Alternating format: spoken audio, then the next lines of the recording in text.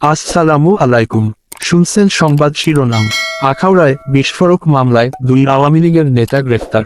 এখন শুনবেন বিস্তারিত। ব্রাহ্মণবাড়িয়ার আখাউড়ায় পৃথক স্থানে বিশেষ অভিযান চালিয়ে গত 24 ঘণ্টায় বিস্ফোরক দ্রব্য আইনের মামলায় 2 আওয়ামী লীগ নেতাকে গ্রেফতার করেছে পুলিশ।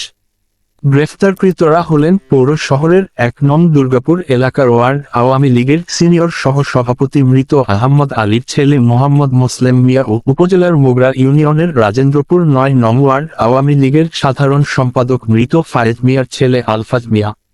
গ্রেফতারকৃতদের বৃহস্পতিবার দুপুরে ব্রাহ্মণবাড়িয়া জেলা আদালতে সোপর্দ করা হয়।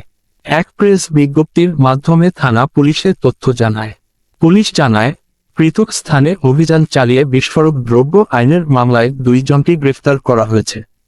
আখাউড়া থানার ওসি মোহাম্মদ আবুল হাশিম গ্রেফতার হওয়ার বিষয়টির সত্যতা নিশ্চিত করে বলেন, গ্রেফতারকৃতদের ব্রাহ্মণবাড়িয়া জেলা আদালতে সোপর্দ করা হয়েছে। ব্রাহ্মণবাড়িয়া 24.নিউজ।